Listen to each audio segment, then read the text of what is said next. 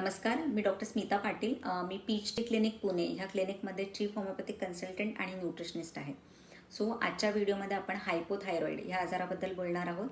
हायपोथायरॉईड ह्या आजाराची लक्षणं काय आहेत, हा आजार कशामुळे होतो आणि ह्या आजारातून तुम्हाला पूर्णपणे बरं व्हायचं असेल तर तुम्ही काय केलं पाहिजे, या सगळ्या संदर्भात आपण या व्हिडिओमध्ये बोलणार आहोत.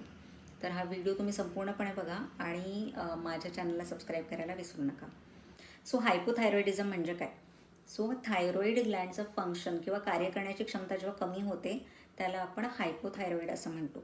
सो थायरॉईड ग्लँडची कार्य करण्याची क्षमता कमी झाल्यामुळे TSH थायरॉईड स्टिम्युलेटिंग हॉर्मोन हे वाढतं. ते कशामुळे वाढतं ते बघूया आपण. सो TSHचं जे काम आहे ते म्हणजे थायरॉईड ग्लँडला स्टिम्युलेट करणं, जेणेकरून थायरॉईड ग्लँडने आपलं फंक्शन व्यवस्थित केलं पाहिजे.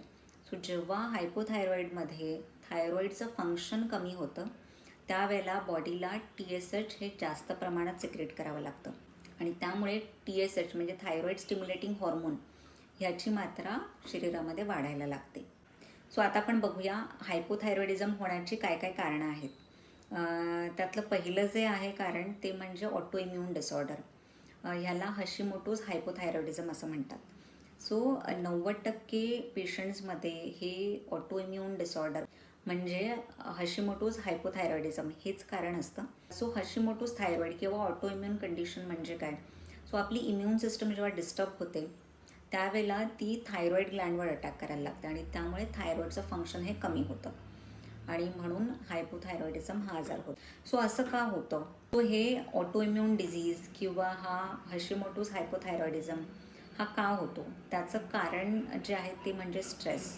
सो बऱ्याच वेळा पेशंट्स हे थायरॉईडची ट्रीटमेंट घेण्यासाठी आमच्याकडे येतात आणि ज्यावेळेला आम्ही त्यांची डिटेलमध्ये हिस्ट्री घेतो तेव्हा प्रामुख्याने आम्हाला हे लक्षात येतं की बऱ्याच पेशंटमध्ये हे पोस्ट स्ट्रेस म्हणजे कुठल्याही एक स्ट्रेसफुल इव्हेंटनंतर किंवा खूप मेजर स्ट्रेसनंतरच त्यांना थायरॉईड डिटेक्ट झालेलं आहे. सो जेव्हा आपल्याला स्ट्रेस खूप जास्त येतो त्यावेळेला बॉडीमध्ये एक हॉर्मोन रिलीज होतो, त्याला कॉर्टिसॉल असं म्हणतात किंवा स्ट्रेस हॉर्मोनही म्हणतात. सो हा कॉर्टिसॉल रिलीज झाल्यामुळे आपली इम्युन सिस्टम ही डिस्टर्ब होते आणि ही इम्युन सिस्टम मग थायरॉईड ग्लँडवर अटॅक करायला लागते आणि त्यामुळेच हायपोथायरॉइडिझम हा आजार होऊ शकतो. आणि दुसरं जे कारण आहे हायपोथायरॉइडिझम होण्याचं ते म्हणजे liver dysfunction. So thyroid gland हे 2 हॉर्मोन प्रोड्यूस करत असतात, T3 आणि T4. सो T4 हा इनॅक्टिव्ह हॉर्मोन आहे आणि T3 हा ॲक्टिव्ह हॉर्मोन आहे. सो T4चं कन्व्हर्जन T3मध्ये जे होतं ते लिव्हरमध्ये होतं. सो जेव्हा लिव्हरचे काही आजार असतील, जसं लिव्हरला सूज येणं, फॅटी लिव्हर किंवा लिव्हरचं काही इन्फेक्शन आहे, अशा कंडिशन्समध्ये लिव्हर आपलं कार्य व्यवस्थित करत नाही आणि त्यामुळे T4चं T3मध्ये पण कन्व्हर्जन व्यवस्थित होत नाही आणि म्हणूनही हायपोथायरॉइडिझम हा आजार होऊ शकतो. सो आता आपण ह्याच्या ट्रीटमेंटबद्दल बोलूया. सो मॅक्सिमम लोक हायपोथायरॉइडिझम ह्या आजारासाठी मेडिसिन्स घेत असतात किंवा टॅबलेट्स घेत असतात. पण आपण बऱ्याच वेळा बघतो जेव्हाही पेशंट्स टॅबलेट घेत असतात काही वेळापर्यंत त्यांचं थायरॉईडचं फंक्शन नॉर्मल होऊन जातं, पण काही कालावधीनंतर पुन्हा थायरॉईडचं डिस्फंक्शनिंग किंवा हायपोथायरॉइडिझमचे सिम्पटम्स त्यांना दिसायला लागतात. TSH लेवल वाढायला लागते, त्यामुळे त्यांना हायपोथायरॉइडिझमच्या ज्या काही गोळ्या ते घेत असतात त्याचे डोसेस त्यांना वाढवायला लागतात. सो डोसेस वाढवल्यानंतर पण काही काळापर्यंत लेवल्स नॉर्मल राहतात, TSH लेवल नॉर्मल राहते, पण काही पेशंट्समध्ये पुन्हा काही कालावधीनंतर पुन्हा ती TSH लेवल वाढायला लागते. सो बेसिकली टॅबलेट घेणं ही त्याची ट्रीटमेंट नाही आहे आणि बऱ्याच वेळा डॉक्टर्स थायरॉईडच्या गोळ्या अगदी लाईफ लाँग घेण्यासाठी रेकमेंड करतात. पण एक चांगली न्यूज ही आहे की तुम्ही हायपोथायरॉइडिझमला आता कम्प्लिटली ठीक करू शकता, म्हणजे तुम्हाला ॲलोपॅथिक औषधं नेहमी घेण्याची गरज नाही आहे. सो थायरॉईडचं फंक्शन व्यवस्थित चालण्यासाठी काही न्यूट्रिशन म्हणजे काही पोषक तत्व आहेत ती तुम्हाला रेग्युलरली तुमच्या आहारामध्ये इन्क्लूड केली पाहिजेत, जेणेकरून थायरॉईडचं फंक्शन व्यवस्थित चालेल आणि तुमचा थायरॉईड रिव्हर्स होण्यासाठी तुम्हाला खूप मदत होईल. सो 5 असे महत्त्वाचे विटॅमिन्स आणि मिनरल्स आहेत जे थायरॉईडचं फंक्शन व्यवस्थित चालण्यासाठी खूप महत्त्वाचे आहेत आणि ते म्हणजे vitamin D, vitamin B12, selenium, zinc आणि आयोडीन. सो आपण प्रत्येकाचं सोर्सेस काय आहेत, म्हणजे कुठल्या कुठल्या अन्नपदार्थांमध्ये ह्याची मात्रा जास्त असते ते आता आपण बघूया. पहिला आहे विटॅमिन डी. विटॅमिन डीचा जो प्रमुख सोर्स आहे तो म्हणजे सनलाईट, म्हणजे सूर्यप्रकाशापासूनच आपल्याला विटॅमिन डी आपल्या शरीरामध्ये तयार होत असतं. त्यामुळे जर पॉसिबल असेल तर तुम्ही रेग्युलरली एक 15 ते 20 मिनटं उन्हामध्ये बसलं पाहिजे. त्या व्यतिरिक्त जे फूड सोर्सेस आहेत आणि ते अन्नपदार्थ म्हणजे मिल्क प्रॉडक्ट्स आणि एग योक. पण एक प्रमुख सोर्स म्हणजे सनलाईटच आहे. दुसरं जे विटॅमिन आहे ते म्हणजे B12. सो B12चा पण प्रामुख्याने जो सोर्स आहे तो म्हणजे नॉन व्हेजिटेरियन फूड, म्हणजे चिकन आहे, फिश आहे, रेड मीट आहे, ह्याच्यामध्ये विटॅमिन B12चं प्रमाण जास्त असतं. आणि जे व्हेजिटेरियन सोर्स आहे ते म्हणजे न्यूट्रिशनल ईस्ट, ह्यामध्ये विटॅमिन B12चं प्रमाण असतं. त्यानंतर पुढचं जे न्यूट्रिएंट आहे ते म्हणजे सेलेनियम. सेलेनियम हे थायरॉईडच्या मेटाबॉलिझमसाठी किंवा त्याचं फंक्शन व्यवस्थित चालण्यासाठी खूपच महत्त्वाचं न्यूट्रिएंट आहे.